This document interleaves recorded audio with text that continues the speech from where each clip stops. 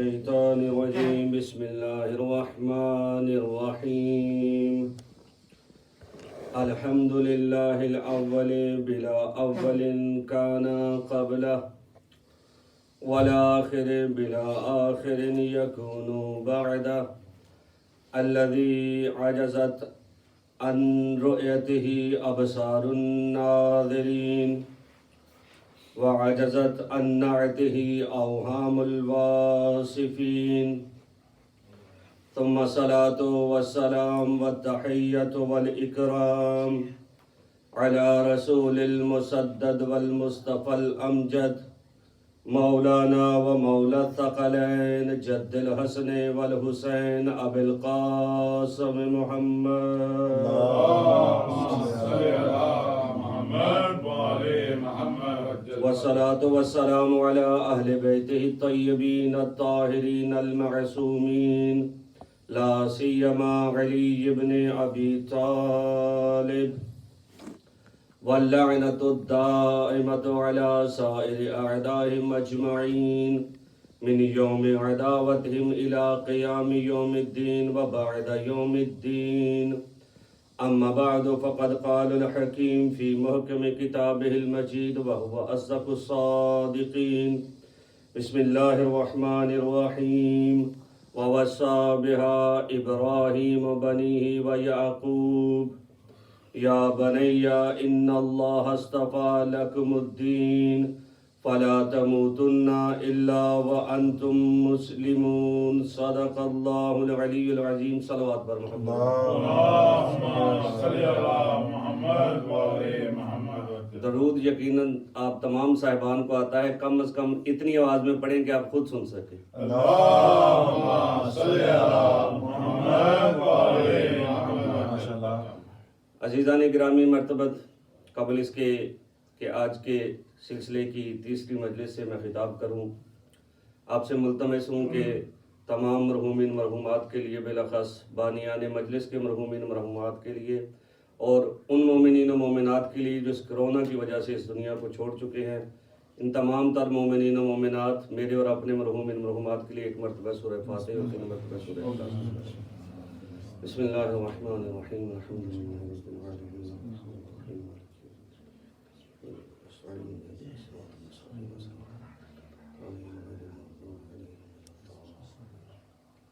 بسم اللہ الرحمن الرحیم قل هو اللہ احد ولم یکن له کفوا احد بسم اللہ الرحمن الرحیم۔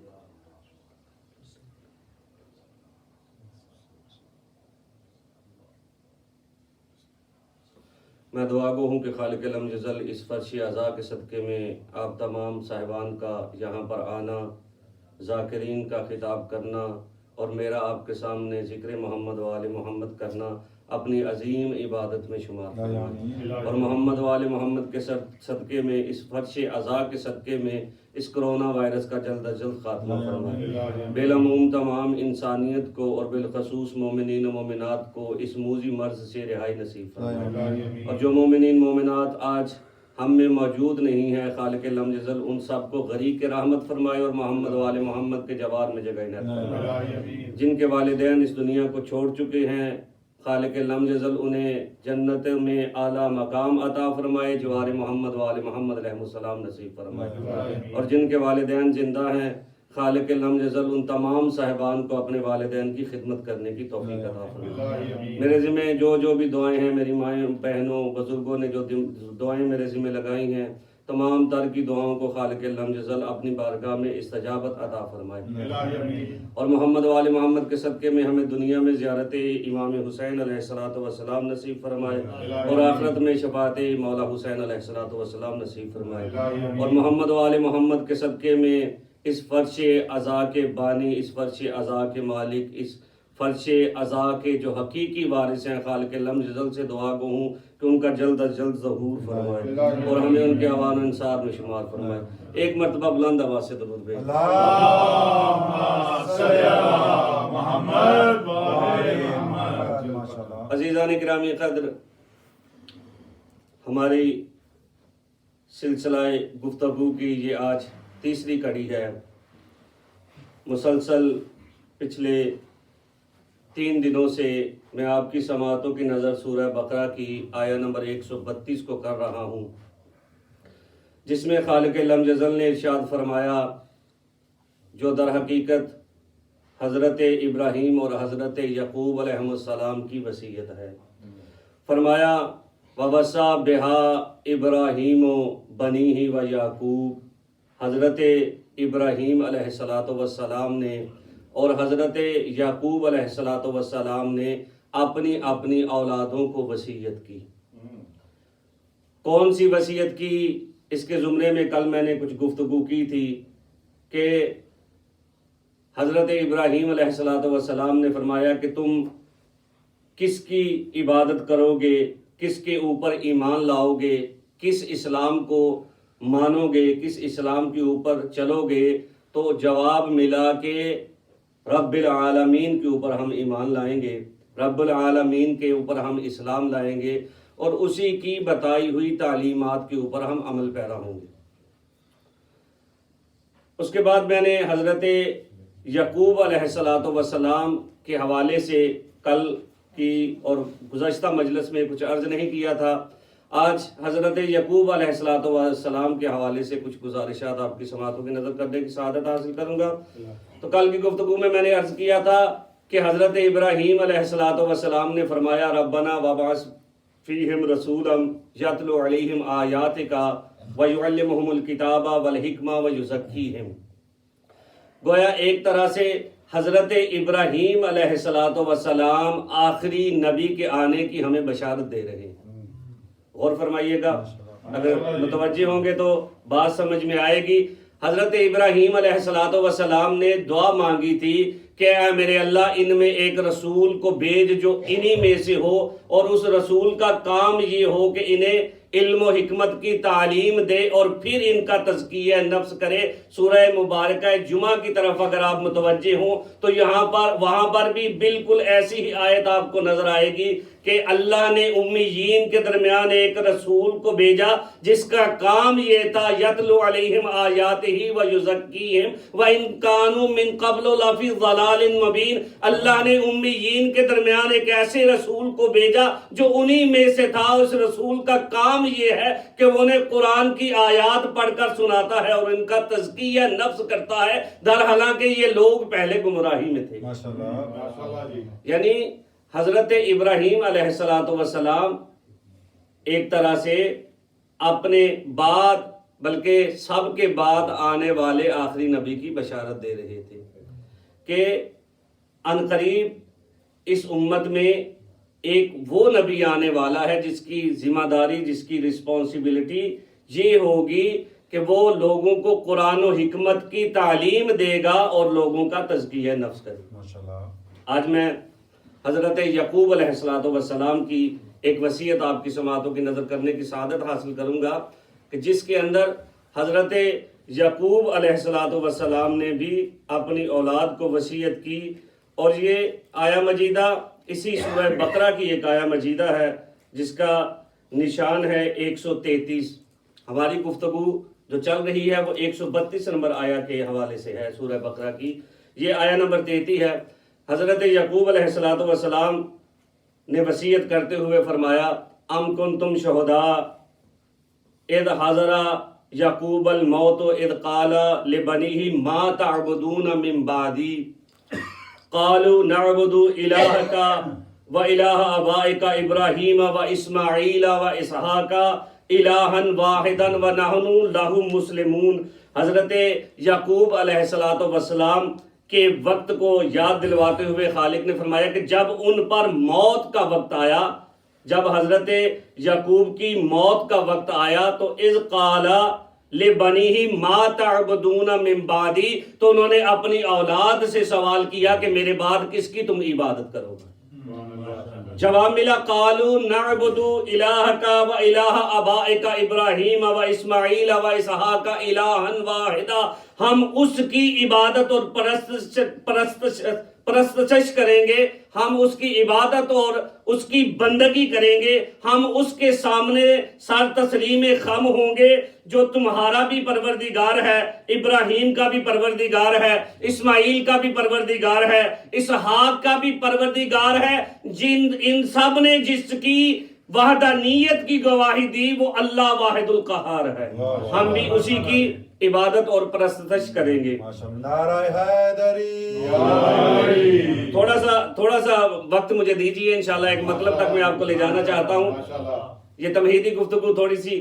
مشکل اور تھوڑی سی خشک ہے، انشاءاللہ آپ میرا ساتھ دیں گے۔ کہا کہ ہم اس کی عبادت کریں گے جو تمہارا بھی الہ ہے، تمہارے آباء و اجداد ابراہیم و اسماعیل و اسحاق کا بھی الہ ہے، اور وَنَحْنُ لَهُ مُسْلِمُونَ، اور ہم بھی اسی کے لیے سر تسلیم خم ہوتے ہیں۔ کہا کہ ہم اسی کی عبادت کریں گے، اور فرمایا اس آیت کے اندر جو انتہائی توجہ طلب نقطہ ہے وہ یہ ہے کہ اشارہ اس آیت کے اندر ہو رہا ہے کہ انسان کو آخر تک اپنا بھی اور اپنی اولاد کا بھی محاسبہ کرتے رہنا چاہیے۔ اسی لیے آیت کے لفظ ہیں کہ عبادت، بندگی اور عبودیت کا تقاضا یہ ہے کہ ہم سب کو اللہ کو ماننا چاہیے، اور یہی سلسلہ ہمیں اپنی موت کے آخری مراحل میں بھی جاری و ساری رکھنا چاہیے۔ جب انسان دنیا سے جا رہا ہو تو اسے کم از کم اس وقت اپنی اولاد کو یہ وصیت کرنی چاہیے کہ میرے بعد تم مسلمان ہی رہنا، کسی اور دین کی طرف منتقل نہ ہو جانا۔ یہی روش انبیاء ہے اور یہی روش ائمہ ہے۔ انشاءاللہ آج کی گفتگو میں کچھ فرامین ایسے آئیں گے کہ جن سے انشاءاللہ اندازہ ہوگا کہ نہ صرف انبیاء اپنی اولادوں کو نصیحت اور وصیت کرتے رہے، بلکہ یہی طرز عمل محمد و آل محمد علیہ السلام کا بھی تھا۔ فرمایا کہ جس طرح یعقوب علیہ السلام نے اپنی اولاد سے پوچھا کہ میرے جانے کے بعد کس کی عبادت اور کس کی بندگی کرو گے، تو انہوں نے کہا اللہ کی۔ اسی طرح امام علیہ السلام، امام محمد باقر علیہ السلام کی روایت ہے، اس روایت کو مختلف کتابوں میں ذکر کیا گیا ہے، ان میں سے 2 کتابوں کا میں حوالہ دیے دیتا ہوں۔ ایک تفسیر البرہان سے میں پڑھ رہا ہوں، لیکن تفسیر برہان والے نے تفسیر عیاشی کا حوالہ دیا ہے۔ کہا کہ یہ جو آیت کا جملہ ہے جو حضرت یعقوب علیہ السلام نے اپنی اولاد سے پوچھا، ما تعبدون من بعدی، میرے بعد تم کس کی عبادت کرو گے، انتہائی توجہ کا طالب ہوں، ایک مطلب آپ کے دامن کی طرف میں بھیج رہا ہوں، انشاءاللہ آپ اسے قبول کریں گے اور یاد بھی رکھیں گے اور لوگوں تک منتقل بھی کیجئے گا۔ جب حضرت یعقوب علیہ السلام نے اپنی اولاد سے پوچھا ما تعبدون من بعدی، یہی سوال محمد و آل محمد یعنی 11 اماموں نے بھی اپنی اولادوں سے پوچھا۔ یعنی جب مولا علی ابن ابی طالب علیہ السلام اس دنیا کو چھوڑ رہے تھے تو انہوں نے بھی یہی سوال کیا، ما تعبدون من بعدی، میرے بعد کس کی عبادت کرو گے۔ جب امام حسن اس دنیا کو چھوڑ رہے تھے انہوں نے بھی یہی سوال کیا، ما تعبدون من بعدی۔ جب امام حسین اس دنیا کو چھوڑ رہے تھے انہوں نے بھی یہی سوال کیا، ما تعبدون من بعدی۔ جب تیسرے اور چوتھے اور 5ویں اور 10ویں امام نے بھی دنیا کو چھوڑنا چاہا تو یہی سوال کیا، ما تعبدون من بعدی۔ حتیٰ کہ 11ویں امام نے بھی جب اس دنیا کو رخصت کہنا چاہا تو اپنی اولاد سے پوچھا، ما تعبدون من بعدی، میرے بعد کس کی عبادت کرو گے۔ تو ان سارے ائمہ نے وہی جواب دیا جو حضرت یعقوب کی اولاد نے دیا تھا کہ ہم تمہارے الہ اور ہمارے آباء و اجداد کے الہ اسماعیل و اسحاق و یعقوب کے الہ اللہ کی عبادت کو انجام دیں۔ نعرہ تکبیر، اللہ اکبر، نعرہ رسالت، یا رسول اللہ، نعرہ حیدری، نعرہ صلوات، اللہم صلی علی محمد۔ یہ روش ائمہ رہی ہے اور اس روش کو ائمہ نے انبیاء سے سیکھا کہ ہر امام نے اس دنیا کو رخصت کرنے سے پہلے اپنی اولاد سے یہ سوال کیا کہ ما تعبدون من بعدی، جب میں تم میں موجود نہ رہوں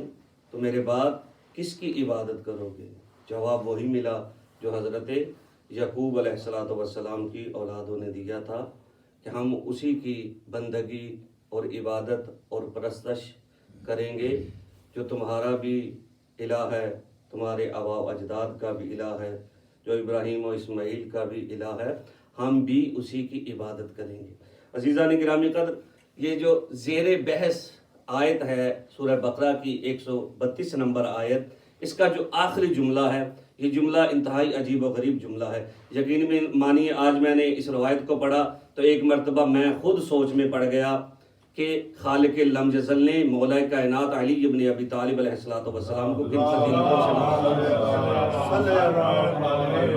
سورہ بقرہ کی آیت نمبر 32 جو مسلسل میں آپ کی سماعتوں کی نظر کر رہا ہوں کہ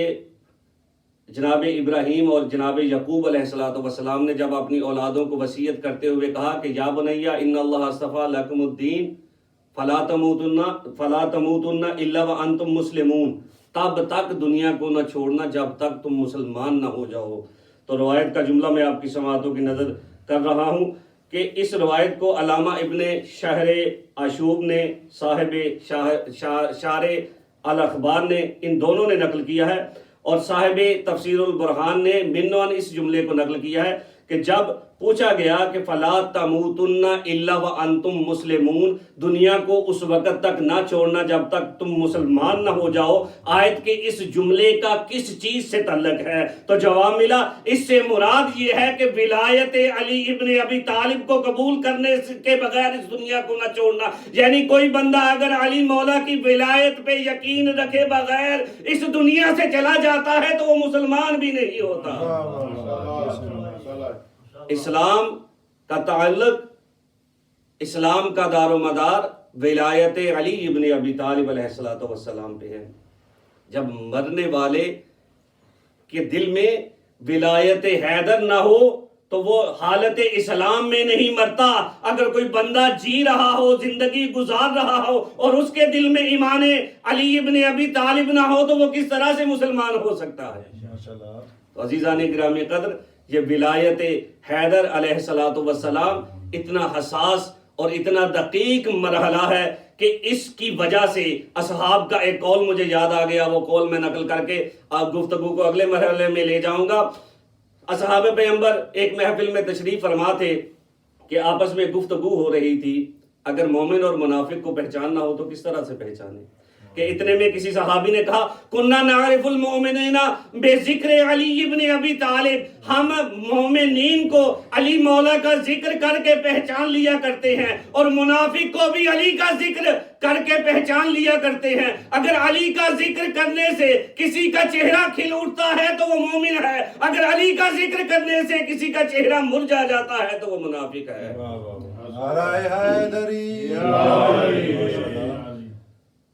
فرمایا کہ ولایت حیدر کے بغیر اگر کوئی بندہ اس دنیا سے چلا جاتا ہے تو وہ حالت اسلام سے باہر نکل جاتا ہے۔ درود بھیجیے ایک دفعہ محمد۔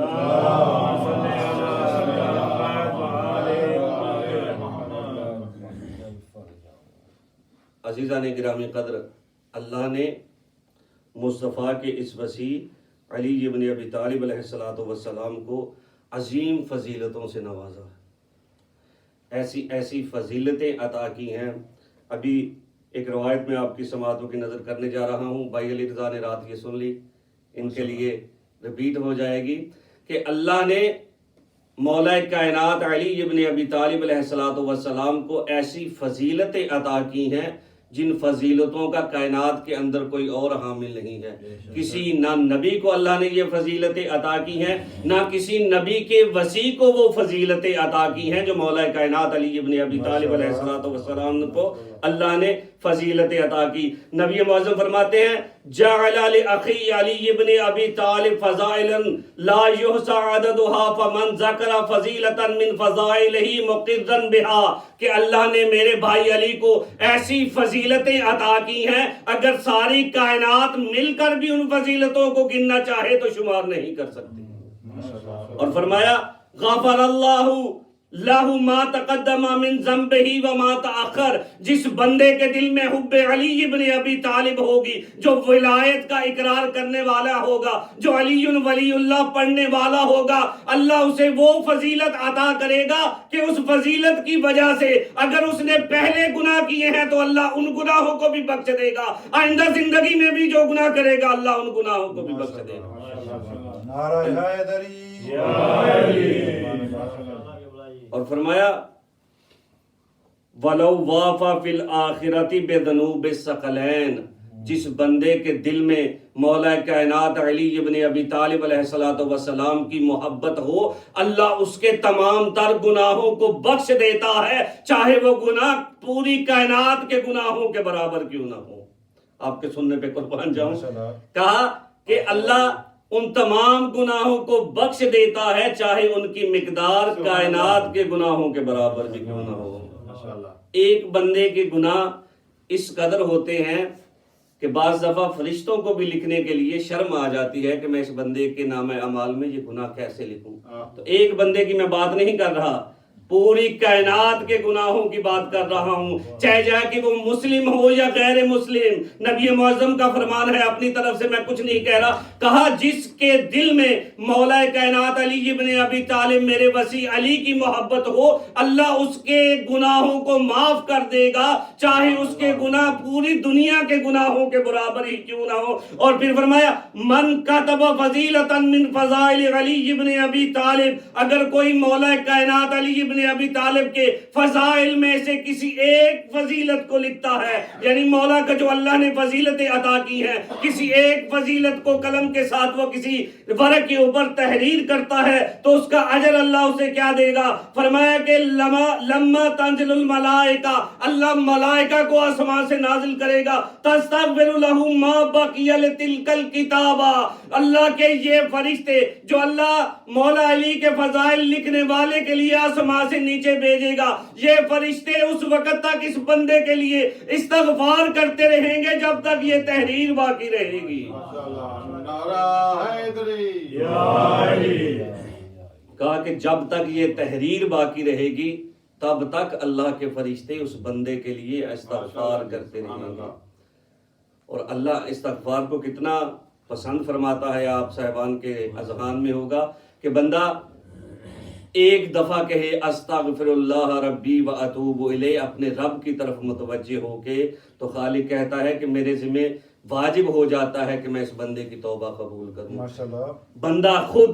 اللہ کی طرف متوجہ ہو کے ایک دفعہ استغفر اللہ کہے تو خالق اس بندے کی توبہ قبول کرنے کے لیے آمادہ ہو جاتا ہے۔ کتنا خوش قسمت ہے وہ بندہ جس کے لیے اللہ کے ملائکہ استغفر اللہ ربی و اتوب الیہ کہے۔ تو فرمایا جو میرے بھائی علی کی فضیلتوں میں سے کسی ایک فضیلت کو تحریر کر دے، جب تک وہ تحریر باقی رہے گی اللہ آسمان سے ملائکہ کو بھیجے گا اور اس بندے کے لیے استغفار کرتے رہیں گے۔ اور پھر فرمایا وَمَنِ اسْتَمَعَ إِلَىٰ فَضِيلَةٍ مِّن فَضَائِلِهِ، اگر کوئی بندہ میرے وسیع علی ابن ابی طالب علیہ السلام کے فضائل میں سے ایک فضیلت سن لے، سارے فضائل نہیں، صرف ایک فضیلت سن لے، غفر اللہ الذنوب التي اکتسب بالاستماع، اللہ اس کے ان گناہوں کو معاف کر دے گا جو اس نے سنے ہوں گے۔ یعنی جو گناہ اس بندے نے کانوں کی وجہ سے کیے ہوں گے، مولا کائنات کے صدقے میں اللہ اس بندے کے ان گناہوں کو معاف کر دے گا۔ اور پھر فرمایا وَمَن نَظَرَ إِلَىٰ كِتَابَةٍ مِّن فَضَائِلِهِ، اگر کوئی بندہ لکھے نہیں، خود لکھے ہوئے مولا کے فضائل میں سے کسی فضیلت کو پڑھ لے، مثلا آپ مطالعہ کر رہے ہیں، ایک پوسٹ آ جاتی ہے جس کے اندر مولا کی ایک فضیلت لکھی ہوئی ہے، اسی کی طرف پیغمبر گرامی مرتبت کا اشارہ ہے، من نظر الى کتابت من فضائلہ غفر اللہ الذنوب التي اکتسب بالنظر، جو بندہ مولا کائنات کے لکھے ہوئے فضائل کی طرف صرف آنکھ اٹھا کے دیکھ لے، اللہ ان گناہوں کو معاف کر دیتا ہے جو آنکھوں کی وجہ سے کیے ہوں۔ اللہ نے وہ فضیلت عطا کی ہے امیر کائنات علی ابن ابی طالب علیہ السلام کو۔ یہ فرمانے کے بعد ثم قال رسول اللہ صلی اللہ علیہ وآلہ وسلم النظر الی علی ابن ابی طالب عبادہ، مولا کائنات کے چہرے کی طرف دیکھنا عبادت ہے۔ اور فرمایا وَلَا يُقْبَلُ إِيمَانُ عَبْدٍ إِلَّا بِوِلَایَتِهِ، اللہ کسی بھی ایسے بندے کے ایمان کو قبول نہیں کرتا جس کے دل میں علی ابن ابی طالب کی محبت نہ ہو، وَالْبَرَاءَةِ مِنْ أَعْدَائِهِ، اور اللہ کسی ایسے بندے کے ایمان کو قبول نہیں کرتا جو ان کے دشمنوں پہ تبرہ نہ کرے۔ ایک طرف ولایت علی ابن ابی طالب علیہ السلام ضروری ہے، اور دوسری طرف مولائے کائنات کے دشمنوں سے اظہار براءت ضروری ہے۔ تو خالق لم یزل کا احسان عظیم دیکھیے کہ اس نے ہمیں ہادیان میں سے ایسا ہادی عطا کیا جس کا نام لکھا ہوا پڑھ لیں تو پھر بھی عبادت میں شمار ہوتا ہے، اور اللہ نے یہ فضائل ہر خاص و عام کو نہیں دیے، یہ مولا کائنات علی ابن ابی طالب علیہ السلام کا خاصہ ہے۔ مولا کے فضائل کے بعد میرا دل چاہ رہا ہے کہ میں آپ کو مولا کی ایک وصیت سناؤں جو بنین و انسان کو مولا نے وصیت کی۔ بالعموم یہ وصیت امام حسن اور امام حسین علیہ السلام کو ہے۔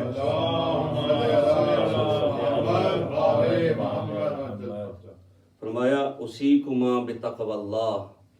میں تم دونوں بھائیوں کو اللہ کا تقوی اختیار کرنے کی وصیت کرتا ہوں۔ علی جیسا امام بیٹوں کو وصیت کر رہا ہے، اُوصِیکُمَا بِتَقْوَى اللہ، میں تم دونوں کو اللہ کا تقوی اختیار کرنے کی وصیت کرتا ہوں۔ اَلَا تَبْغِيَ الدُّنْيَا وَإِن بَغْتَاكُمَا وَلَا تَأْسَفَهَا عَلَى شَيْءٍ مِّنْهَا زَوِيَّا عَنْكُمَا وَقَوْلًا بِالْحَقِّ وَأَعْمَلًا لِلْأَجْرِ وَكُونُوا لِلظَّالِمِ خَصْمًا وَلِلْمَظْلُومِ عَوْنًا۔ فرمایا کہ میں تمہیں وصیت کرتا ہوں کہ اللہ سے ڈرتے رہنا، تقوی الہی یعنی اللہ سے ڈرتے رہنا۔ اور امام علی علیہ السلام کی پوری زندگی اسی پیغام کو نشر کرتے ہوئے گزر گئی۔ ماشاءاللہ۔ اگر علی کا ماننے والا تقوی الہیہ کو اختیار نہیں کرے گا تو پھر کون تقوی الہیہ کو اختیار کرے گا؟ اگر علی کا ماننے والا نمازی نہیں ہوگا تو پھر کون نمازی بنے گا؟ وہ امیر کائنات کے جو ایک رات میں 1000 رکعت نماز پڑھتا رہا ہے، وہ کس طرح سے اس چیز کو برداشت کرے گا کہ اس کا ماننے والا 17 رکعت بھی نہ پڑھتا؟ اس لیے مولا فرما رہے ہیں کہ میں تمہیں اللہ سے ڈرتے رہنے کی وصیت کرتا ہوں۔ اور پھر فرمایا اللہ کے اوامر کی پابندی کرنا، یعنی اللہ نے جو حلال و حرام ہماری طرف نازل کیے ہیں ان حلال و حرام کی رعایت کرنا، ان کے اوپر چلنے کی کوشش کرنا، کیونکہ اللہ تعالیٰ نے جنت کو صرف متقین کے لیے راستہ کیا ہے۔ جنت تعلق رکھتی ہے تقوی الہیہ سے۔ ماشاءاللہ۔ اللہ جنت اسی کو عطا کرے گا جو امام المتقین کے راستے پہ چلتا ہوا متقی بن جائے۔ ہم کیا کہتے ہیں کہ اشہد ان امیر المؤمنین و امام المتقین، کہ میں گواہی دیتا ہوں کہ علی مومنوں کے امیر ہیں اور متقین کے امام ہیں۔ جب ہم خود اپنی زبان سے اعتراف کر رہے ہیں کہ علی متقیوں کے امام ہیں تو پھر ہمیں تقوی اختیار کیے بغیر علی کو امام کہنے کا حق نہیں۔ اسی صورت میں ہم کہہ سکتے ہیں کہ علی ہمارا امام ہے جب ہمارے اندر تقوی الہی ہوگا۔ اور فرمایا اور تمہیں میں وصیت کرتا ہوں کہ دنیا کی کبھی لالچ نہ کرنا، دنیا کی کبھی حرص نہ کرنا، چاہے وہ تمہارے لیے سج دج کے تمہارے سامنے آ جائے۔ ہوتا کیا ہے عام طور پہ کہ مثال کے طور پہ انتہائی معذرت کے ساتھ آپ سے ڈر بھی لگتا ہے کہ کوئی بندہ یہ نہ کہہ دے کہ مولانا صاحب روز تبلیغ بھی لگے رہتے ہیں۔ تو عزیزان گرامی قدر، میں ویسے مذاقاً یہ جملہ کہہ رہا ہوں، ورنہ مجھے ڈر صرف اس ذات کا ہے جس کے قبضہ قدرت میں میری جان ہے۔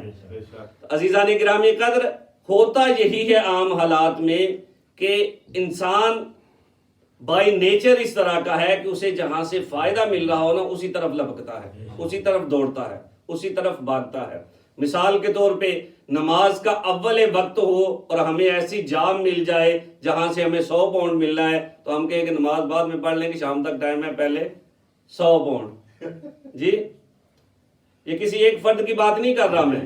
یہ بالعموم ہم میں یہ خامی اور کوتاہی ہے کہ ہم ان چیزوں کو جو تعلق رکھتی ہیں ہماری مادی زندگی سے بھی اور ہماری معنوی زندگی سے بھی، یعنی اس دنیا کے اندر بھی جس کے انجام دینے سے ہمیں فائدہ ہے اور آخرت میں بھی جس کا ہمیں یقیناً فائدہ ہونے والا ہے، اس چیز کو ہم پسے پشت ڈال کے مادے کی طرف بھاگتے ہیں، دنیا کی طرف بھاگتے ہیں۔ تو عزیزان گرامی قدر، مولا کائنات علی ابن ابی طالب علیہ الصلوۃ والسلام فرما رہے ہیں کہ اگر دنیا سج دج کر بھی تمہارے سامنے آ جائے تو پھر بھی دنیا کے پیچھے نہ بھاگنا، طلب دنیا میں یوں نہ کھو جانا کہ دنیا کا حصول ہی تمہارا مقصد زندگی بن جائے۔ ہوتا کیا ہے؟ مولا کے اس جملے کی دو لفظوں میں وضاحت کر دوں۔ ہوتا یہ ہے کہ مثال کے طور پہ میری طرح کا کوئی بندہ جو پاکستان سے یو کے آتا ہے، میں اپنی مثال دوں گا تاکہ کوئی بندہ ناراض بھی نہ ہو، تو ہوتا کیا ہے، لوگوں کا یہاں آنے کا نظریہ یہ ہوتا ہے کہ یہاں جا کر خوب پیسہ کمانا ہے۔ اب سارے صاحبان مجھ سے بہتر جانتے ہیں کون کون کس کس طرح کی سوچ رکھتا ہے، آپ بزرگوں کو یقیناً مجھ سے زیادہ پتہ ہے۔ تو ہوتا یہ ہے کہ انسان دنیا کی لالچ میں، دنیا کی حرص میں، جس کا پتہ بھی ہے مجھے یہ سب کچھ یہیں چھوڑ کے جانا پڑے گا بالآخر۔ حضرت حاتم طائی کے متعلق آپ نے سن رکھا ہے، اس کے پاس اتنی دولت سی تھی کہ وہ پوری کائنات کے اوپر راج کر سکتے تھے، لیکن اس کے باوجود جب دنیا سے گئے تو دونوں ہاتھ خالی لے کر گئے۔ اور اس کے علاوہ ابھی کچھ عرصہ پہلے کی ایک ویڈیو انٹرنیٹ کے اوپر وائرل ہوئی ہے کہ بہت بڑا ایک رئیس تھا عربوں کے اندر، دبئی کے اندر ظاہراً، اس کی ہزاروں اربوں خربوں ڈالر کی رقم، ہزاروں اربوں خربوں ڈالر کا سونا، کئی قسم کے جواہرات، کئی قسم کی لگژری گاڑیاں، جب مرا تو سب کچھ یہیں چھوڑ کے چلا گیا، ساتھ قبر میں کچھ نہیں لے کے گیا۔ اتنی ساری مثالیں، اتنی سارے واقعات ہمارے سامنے ہوتے ہیں۔ ابھی کچھ عرصہ پہلے ہمارے بھائی عابد اور ہمارے وہ جنہیں کہتے ہیں اپنا بٹ صاحب گئے پاکستان کے اندر، کتنی جائیداد چھوڑ گئے؟ کچھ ساتھ لے کے گئے؟ عابد بھائی کچھ لے کے گئے؟ میں مر جاتا ہوں ابھی یا کل یا جب بھی مروں گا، میں ساتھ لے کے جاؤں گا؟ آپ میں سے کوئی بندہ کہہ سکتا ہے کہ میں ساتھ لے کے جاؤں گا؟ نہیں عزیزان گرامی قدر، جو ساتھ جائے گا وہ ہمارا تقوی الہی ہمارے ساتھ جائے گا، جو ساتھ جائے گا ہمارے اپنے ہاتھوں سے دی ہوئی خیرات ہمارے ساتھ جائے گی، جو ساتھ جائے گا ہمارا عمل صالح ہمارے ساتھ جائے گا، جو ساتھ جائے گا وہ یہی کچھ جائے گا کہ ہم اس کائنات کے اندر کون کون سی اچھائی کر کے جا رہے ہیں، اپنی اولادوں کو جو چھوڑ کے جا رہے ہیں تو انہیں کون سی تعلیمات دے کے دنیا سے رخصت ہو رہے ہیں۔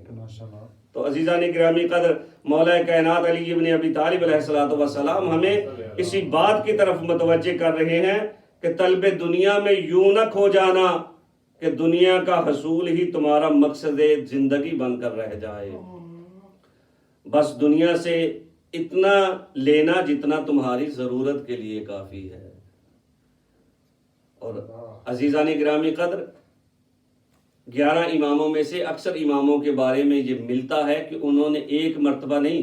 کئی مرتبہ پورا کا پورا گھر راہ خدا میں خیرات کر دیا، کیونکہ وہ خود فرما رہے ہیں کہ دنیا سے اتنا ہی لینا جتنے کی تمہیں ضرورت ہے، دنیا کا لالچ، حرص اور طمع نہ کرنا۔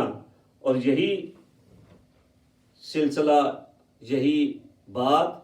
مولا کائنات علی ابن ابی طالب علیہ الصلوۃ والسلام اپنے بیٹوں کو وصیت کرتے ہوئے بھی بتلا رہے ہیں،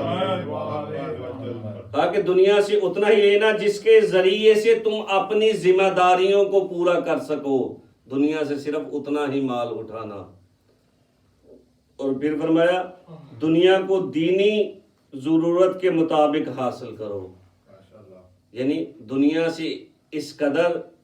جمع کرو، اس قدر مال و متاع اکٹھا کرو کہ تمہیں اپنے دینی معاملات کو انجام دینے کے لیے کسی قسم کی پرواہ نہ ہو۔ کہیں ایسا نہ ہو کہ تمہارے گھر میں بچوں کے پاس 2 وقت کا کھانا بھی نہ ہو اور تم مصلی عبادت پہ لیٹے رہو۔ نہیں، کم از کم اتنا اہتمام کر لو کہ تمہارے بیوی بچے 2 وقت کا کھانا کھا سکیں، کم از کم اتنا اہتمام کرنے کی ضرورت ہے۔ عزیزان گرامی قدر، اور پھر میرے مولا نے متوجہ کرتے ہوئے خالق لم یزل کا یہ ارشاد فرمایا، خالق لم یزل کی طرف سے نازل ہونے والی اس آیت کو تلاوت کیا، ذالک بان اللہ هو الحق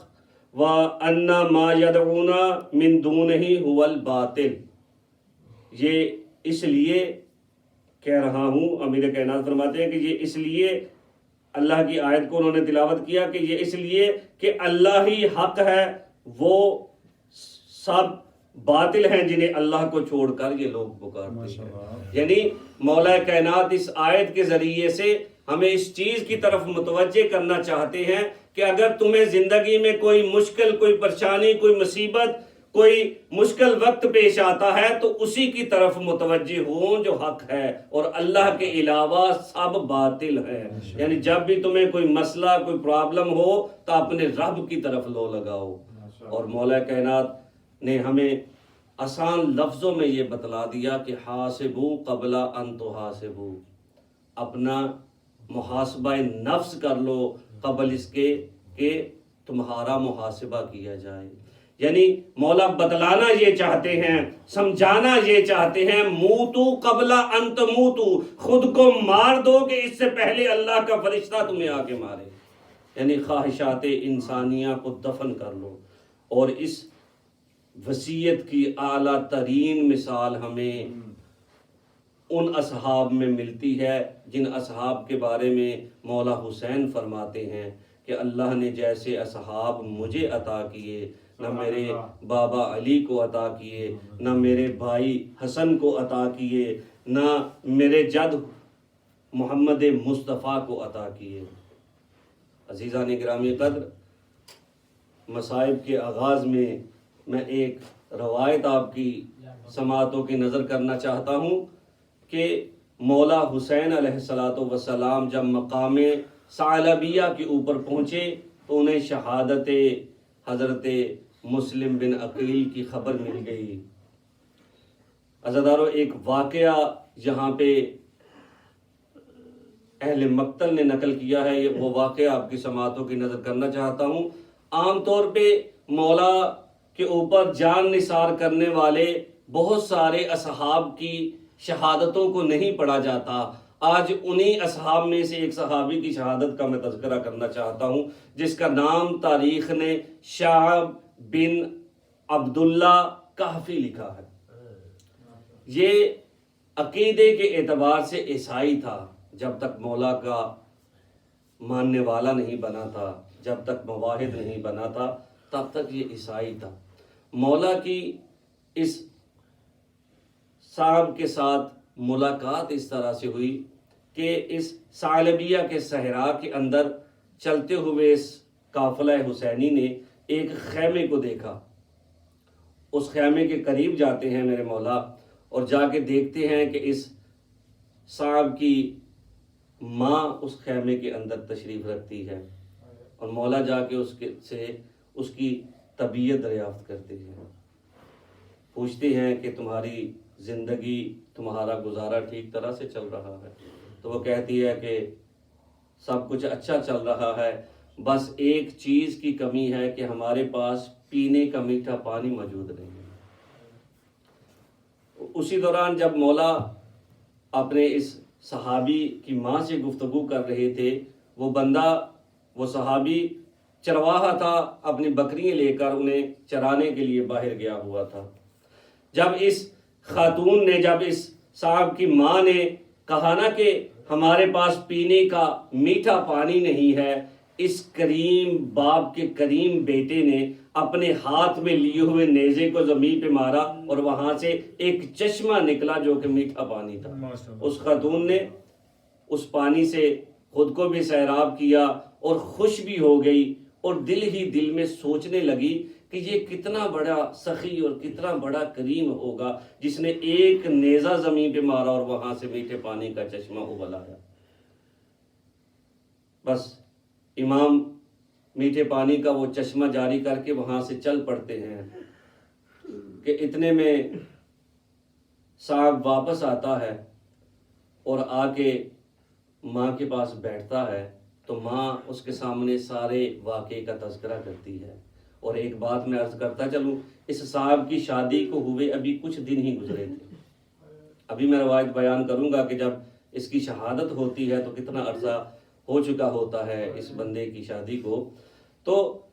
جیسے ہی یہ مولا کے اس کارنامے کو، مولا کے اس معجزے کو سنتا ہے تو اس کے دل میں فوراً ایک تڑپ سی اٹھتی ہے، ہو نہ ہو مجھے جلدی سے اس بندے کی اتباع کرنی چاہیے جس نے اتنا بڑا معجزہ دکھایا ہے، جلدی سے جلدی اس کے پیچھے جانا چاہیے اور اس کے ساتھ جا کر مل جانا چاہیے. یہ شوق محبت میں مولا کے معجزے سے خوش ہو کر دل میں محبت کا ایک عنصر جگنے کے بعد مولا کے قافلے کا پیچھا کرتا ہے اور جا کے مولا کے قافلے سے مل جاتا ہے. جا کے ملتا ہے تو مولا بتلاتے ہیں کہ اے بندہ خدا، میں جانتا ہوں کہ تم میرے مذہب سے تعلق نہیں رکھتے، تو پھر کیوں میرے پیچھے چلے آئے ہو؟ تو وہ صحابی، وہ صاحب جو ابھی تک عیسائی تھا، عرض کرتا ہے جو معجزہ آپ نے دکھلایا ہے، میرا دل کہتا ہے کہ آپ کوئی معمولی انسان نہیں. بس یہ مولا کے ہاتھوں پہ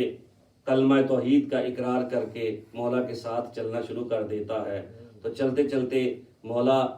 اس سے، اس کی بیوی اور اس کی ماں سے مخاطب ہو کے کہتے ہیں کہ تم ہمارے ساتھ تو چل لیے ہو، لیکن تمہیں میں بتلا دوں، میں جس سرزمین کی طرف جا رہا ہوں، میرا جو مسکن ہے وہاں جا کر ہم میں سے کوئی زندہ بچنے والا نہیں ہے. میرا نہ کوئی جوان بچے گا، نہ کوئی میرا صحاب میں سے کوئی صحابی بچے گا، سب کے سب مارے جائیں گے. تو یہ ماں اور بیٹا، بیوی اور شوہر ایک دوسرے کی طرف دیکھتے ہوئے شوق اور وسوسے کی حالت میں ایک دوسرے کی طرف متوجہ ہوتے ہیں کہ دل ہی دل میں یہ تینوں سوچ رہے ہوتے ہیں کہ ایسا نہ ہو، بیٹا سوچتا ہے کہیں ایسا نہ ہو میری ماں ساتھ چلنے سے انکار کر دے، بیوی سوچ رہی ہوتی ہے کہ کہیں ایسا نہ ہو میرا شوہر ساتھ چلنے سے انکار کر دے، شوہر سوچ رہا ہوتا ہے کہ میری ماں اور بیوی کہیں انکار نہ کر دے. یعنی دل ہی دل میں یہ تینوں چاہتے ہیں کہ ہم اس قافلے حسینی کے ساتھ چلیں اور جام شہادت نوش کریں. بس ہزاروں میں مصائب کی اس منزل پہ آپ کو لے آیا. جب 10 محرم کا دن آیا، مولا کے اس صحابی نے، جس کا میں نے ابھی آپ کے سامنے تذکرہ کیا، اس صحابی کی شادی کو ہوئے ابھی 17 دن گزرے سے عزادارو، جب عصر عشور کا وقت آیا، اس صحابی نے مولا کے اوپر اپنی جان نثار کرنے کے لیے مولا سے اجازت لی کہ اتنے میں ماں بیٹے سے مخاطب ہو کے کہتی ہے، اے میرے بیٹے، میں تم سے یہ چاہتی ہوں کہ کل جب میں محمد کی بیٹی فاطمہ کے سامنے جاؤں تو سرخ روحی کے عالم میں جاؤں، مجھے محمد کی بیٹی فاطمہ کے سامنے شرمندہ نہ کرنا، اجرکم اللہ. عزادارو، آپ کی آنکھوں سے آنسو جاری ہو گئے. بس 2 جملے اور مجھے کہنے ہیں. جب اس اشخص نے میدان میں جا کر، شاعث نے میدان میں جا کر کئی جہنمیوں کو واصل جہنم کیا، فوج اشکیا کے کئی جوانوں کو مار کے جب واپس ماں کی طرف آتا ہے اور آ کے ماں سے پوچھتا ہے، اماں اب راضی ہے میں نے کتنے جہنمیوں کو جہنم بچا دیا؟ کہا بیٹا میں ابھی تک راضی نہیں، میں تب راضی ہوں گی جب تم حسین کے اوپر اپنی جان نچھاور کر دے گا. بس ہزاروں، یہ مولا کا صحابی دوبارہ جنگ کے لیے جاتا ہے کہ ایک شکیس پہ وار کرتا ہے، اس کے دونوں بازوؤں پہ ضرب لگتی ہے، یہ ذوالجناح سے زمین کے اوپر آتا ہے. اس صحابی کو اٹھا کے ولید کے سامنے پیش کیا جاتا ہے کہ ولید حکم دیتا ہے کہ تم عیسائی ہونے کے باوجود حسین کے قافلے میں کیوں آئے؟ تو یہ عرض کرتا ہے کہ میں نے دل کی آنکھوں سے یہ دیکھا کہ ہو نہ ہو اسی کی اتباع کر کے اللہ کی بارگاہ میں سرخ روئی مل سکتی ہے. بس اس لعین نے حکم دیا کہ اس کی گردن کو تن سے جدا کر دو. عزادارو، اس کی گردن کو تن سے جدا کر دیا گیا. ایک روایت میرے ذہن میں اور آ گئی اسی مصاحب کے حوالے سے. عزادارو، جب شاعث نے جنگ میں جانے کے لیے مولا سے اجازت مانگی نا، تو اس کی بیوی بھی اس کے ساتھ گئی تھی، اور بیوی نے مولا کی بارگاہ میں جا کے یہ عرض کی کہ مولا، میرا شوہر بے شک جام شہادت نوش کرنے کے لیے میدان میں چلا جائے، لیکن میری 2 شرطیں ہیں. پہلی شرط یہ ہے کہ جب یہ اس دنیا سے اس دنیا میں چلا جائے تو جنت کے اندر جا کر حوروں کے ساتھ اپنا نکاح نہ کرے بلکہ میرا انتظار کرے۔ اور دوسری وصیت میری یہ ہے کہ جب میرا شوہر جام شہادت نوش کر لے تو مولا مجھے بھی اپنی مستورات عصمت کے ساتھ شامل کر لینا۔ عزادارو، یہ دو شرطیں رکھ کے اس صحابی کی بیوی نے اپنے شوہر کو میدان میں بھیجا تھا۔ جب یہ شہید ہو چکا، اس کی شہادت کو دیکھتے ہی اس کی زوجہ کو جوش اور ولولہ آیا کہ وہ فوراً دوڑی ہوئی اپنے شوہر کی لاش پہ جاتی ہیں کہ یزید کی فوج کا ایک سپاہی تلوار کے وار سے اس کی زوجہ کو بھی ذبح کر دیتا ہے۔ یہ دونوں میاں بیوی اپنی جان کو مولا حسین پہ نچھاور کر دیتے ہیں۔ الا لعنت اللہ علی القوم الظالمین وسيعلم الذین ظلموا۔